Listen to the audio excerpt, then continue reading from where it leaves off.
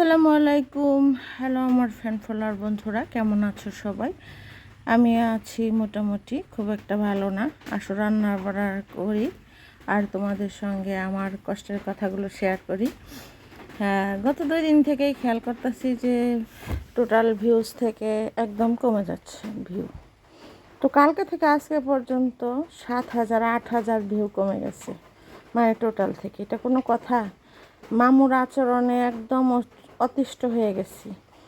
মানে বন্ধুরা, আমি সত্যি কথা বলতে কি, তোমাদের মায়ায় পড়ে গেছি। যারা ফেসবুক ওপেন করলে, যাদের খুলে দেখি, মানে পেজটা ওপেন করলে যে কতগুলো আপু আছে, ভাইয়ারা আছে, তাদের পোস্ট দেখি, আমারগুলো তারা দেখে।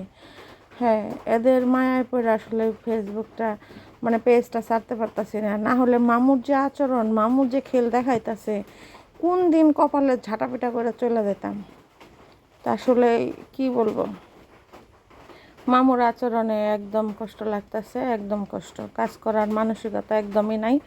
তারপরে সেট আপ নিয়ে গেছে, এটা তো বড় কথা। যাই হোক, সেট আপ নিয়ে যাক।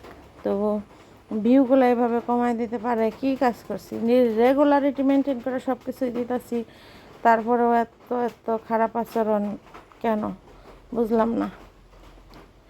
তো যাই হোক, আজকে লবণীয় ইলিশ রান্না করলাম। কে কে লবণীয় ইলিশ পছন্দ করো? আলু পেঁয়াজ কিউব করে কেটে কেটে, যে একটু আস্তা রসুন দিছি, আবার কিছু রসুন আছে, এগুলাকে বেছেও দেওয়া হয়েছে।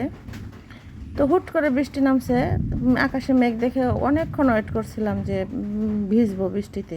যেই না গোসল করে সে রান্না শুরু করেছি, এই ধুম বৃষ্টি শুরু হয়ে গেছে। দেখো তো কেমনটা লাগে। সব কাপড় আমার আবার এগুলাকে করে চিপে দিতে হবে। তো যাই হোক, আজকে খুব সিম্পল খাবার। আমি লবণ ইলিশ, একটু আলু পেঁয়াজ গোল গোল করে কেটে এটা মাখা মাখা ঝোলে ভুনা করলাম, মাছ ভাজা, আর একটা ডাল দিয়ে ভেজা ভেজা সবজি ভাজা আর কি, ভাজা সবজিটা। তো আসলে ভিডিও করতে ইচ্ছা হয় না, বললাম না, কাজ একদম ছেড়ে দিতে মন চায়, আবার মায়ায় পড়ে গেছি, ছাড়তে পারি না। কি করব, হয়তো হুট করে কোনো দিন ছেড়েই দিব, ভালো লাগছে না এসব আর।